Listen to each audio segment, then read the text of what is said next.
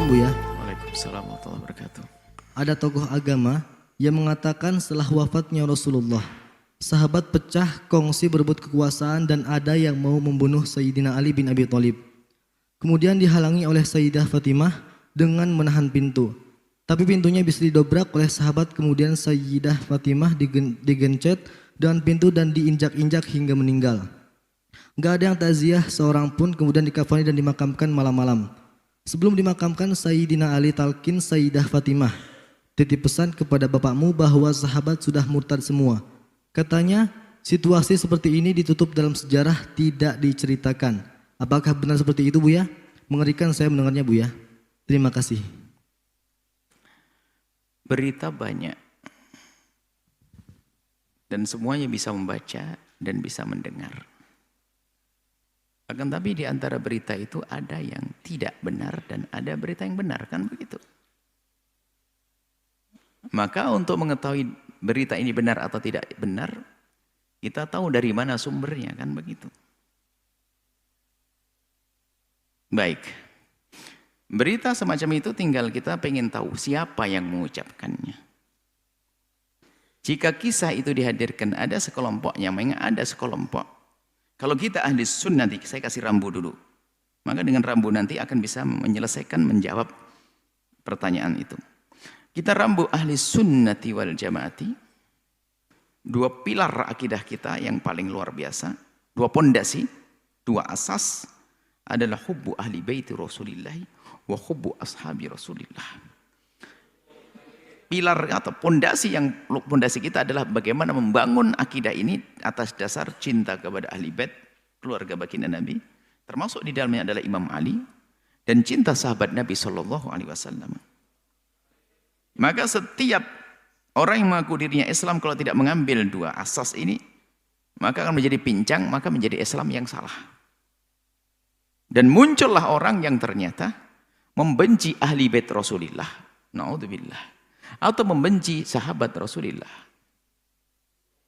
Itu adalah dua kelompok yang keluar dari jalur kemuliaan, jalur kebenaran. Kita ahli sunnah. Imam Ali adalah imam kita.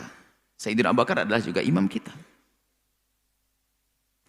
Nah, ada sekelompok, kita ambil contoh, yang membenci sahabat Nabi SAW, sehingga menfitnah sahabat Nabi begini. Dan kelompok ini mengaku dia mencintai ahli bait Rasulullah.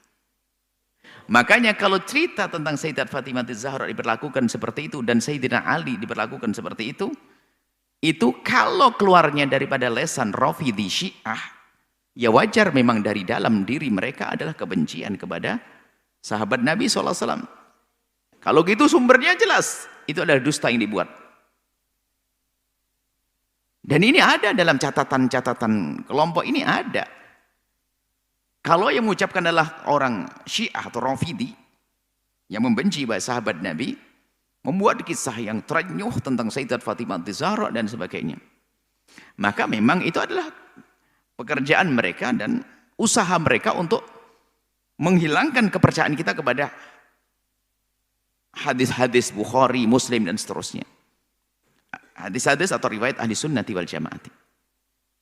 Nah, ini kalau dari kelompok Syiah atau Rafidhi.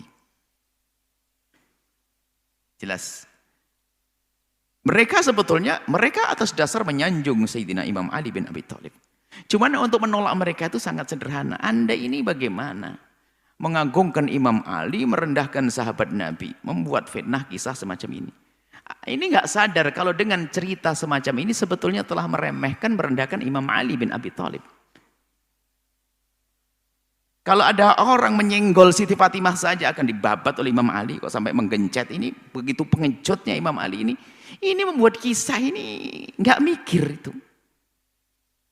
Kita cinta ahli bait nggak mungkin Imam Ali. Imam Ali itu orang di saat sahabat Nabi. Ada Amr ibn Abdul Wud menantang, siapa ayo yang berani dengan saya? Toleh sahabat Nabi. Sayyidina Imam Ali melihat, ini kalau sampai aku tidak turun, Sayyidina Muhammad akan turun. Saya tidak mau, biar aku turun. Sayyidina Nabi mau turun nanti. Tapi tidak, Sayyidina Ali keluar duluan, saya yang keluar. Beraninya Sayyidina Imam Ali tidak ada yang bisa mengalahkan.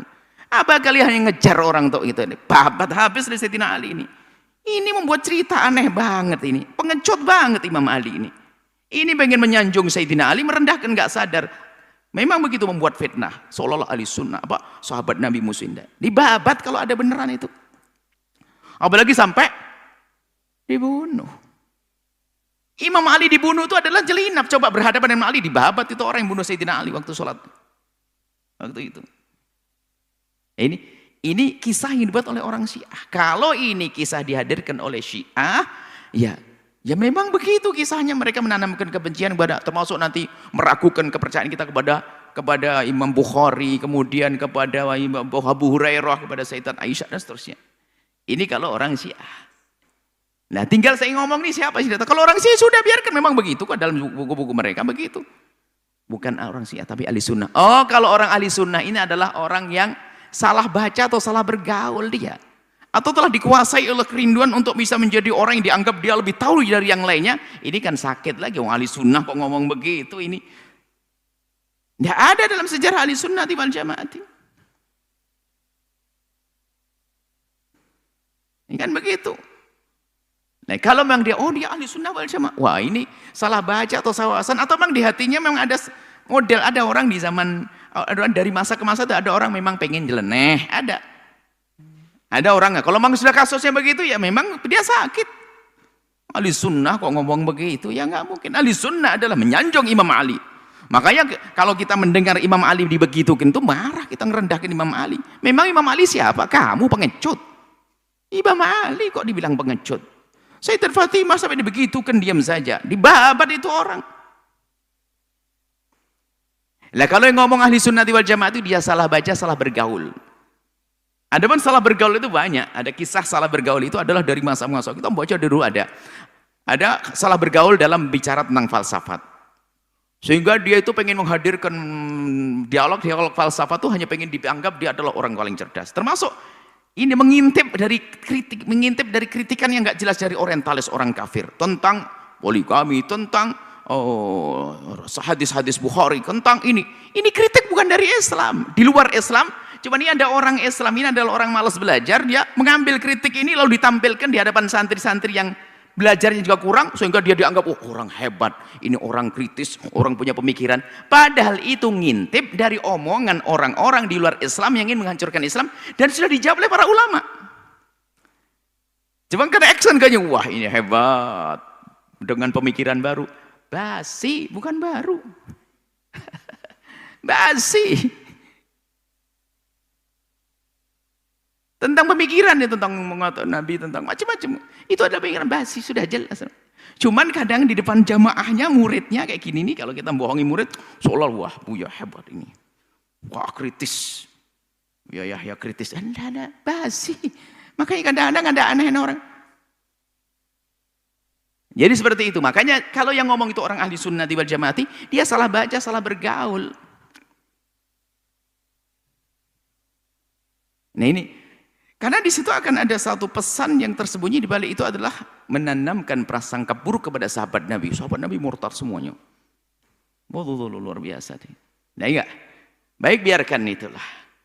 Biarkan ya omongan orang-orang seperti itu. Ya memang kasihan kalau memang ada. Kalau ada cerita. Itu cerita itu lama dulu sudah pernah dihadirkan juga dalam kisah-kisah bagaimana Sayyidat Fatimah disara begitu kan. Allah, Imam Ali. Bagaimana Imam Ali? Keberaniannya nggak ada kira-kira. Dibilang jadikan pengecut. Ini merendahkan Sayyidina Imam Ali bin Abi Thalib. Imam Ali adalah imam kita, Sayyidina Abu Bakar adalah imam kita. Makanya lihat ahli sunnati wal jamaati kita. Makanya kalau ini yang ngomong ada orang ahli sunnah wal jamaah, dia salah baca atau kurang pengalaman atau salah informasi atau niatnya hanya pengen dianggap dia punya kelebihan di antara yang lainnya, punya kritis kepada sejarah, kritis kepada fikih, kritis kepada akidah, bukan kritis, ngintip. Padahal Imam Ghazali rahimahullah ta'ala dia dengan kecerdasannya. Kalau ngomong sama orang awam, di antaranya betul sobi atau termasuk orang awam, di dalam urusan keiman, jangan biasa menghadirkan permasalahan, biarpun kamu hadirkan jawabannya. Berikan mereka kepada sesuatu yang mudah dicerna, tidak bikin ragu-ragu. Tapi penyakitnya orang yang sok belajar falsafat, akidah itu kadang-kadang begini, yang dikritik Imam Ghazali. Menghadirkan sebuah permasalahannya, kemudian biarpun nanti dikasih jawabannya, Maksudnya adalah biar orang itu faham, ini kritik, ini adalah tuduhan dari orang kafir.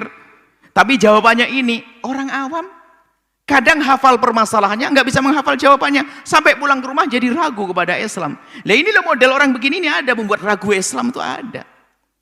Padahal sudah ada jawabannya di kalangan ulama. Ulama sudah menjelaskan semuanya. Cuman orang ini kadang-kadang menghadirkan satu permasalahan, ya nggak tahu tujuannya apa, atau tujuannya tadi yang jelas membuat ragu umat pada akhirnya. Imam Ghazali itu mengkritiki siapa? Orang yang menghadirkan permasalahan sudah dikasih jawabannya juga. Ini dikritik oleh Imam Ghazali karena ini mengganggu orang. Apalagi yang hanya menghadirkan permasalahannya terus ngajak orang awam, berpikirlah kalian semuanya. Kalian harus kritis dong. Ini tambah rusak orang begini ini. Orang awam sudah berpikir adanya suudon, oh Islam begitu ya, nggak mau beragama deh aku. Hati-hati orang model semacam ini. Ini sudah ada kisah dari dulu. Seorang pakar akidah namanya Syekh Mustasaf Sobri menyifati orang-orang model begini. Baca salah satu agama mauqifil ilmi wal aqli wal alamin rabbil alamin. Itu membahas tentang begini, itu jauh luar zaman, luar biasa. Ada model-model manusia semacam itu. Imam Ghazali jauh-jauh di abad keempat sudah ngomong model semacam ini. Dan setiap masa ada orang semacam itu bikin gara-gara, bikin bingung dah umat. Padahal itu adalah ngintip, karena sering duduk dengan orang orientalis misalnya, atau baca buku-bukunya orang luar Islam yang kritisi Islam, dia baca. Rupanya dia sendiri mungkin nggak sempat paham jawabannya. Akhirnya permasalahan yang sudah dijawab menjadi permasalahan bagi dia. Dihadirkan di jamaahnya. Orang nggak paham kok ngajari orang nggak paham juga, kan jadi masalah ini. Ini loh yang ada. Hati-hati. Tidak tahu siapa yang ngomong dan sebagainya, karena ini adalah cerita masa syaitan itu cerita lama itu. Kalau yang mengatakan orang Syiah memang begitu di dalam keyakinan mereka. Kalau mengatakan roh ahli sunnah wal jamaah ya mungkin model yang tadi ini aneh. Bul ala zamzam tu'raf. Pengen terkenal kencingnya air zam-zam, nyeleneh biar terkenal nanti viral. Ini kan zamannya setan viral hari ini. Kencingnya air zam-zam dikebuki orang nanti terkenal nanti. Orang Indonesia namanya fulan kencing di air zam-zam gitu maksudnya. Kalau pengen terkenal ya nyeleneh. Beragama itu ada perlu ketulusan, kesejukan. Jangan bikin orang pusing. Semoga Allah mengampuni semuanya dan berikan hidayah. Allah alam bisawab.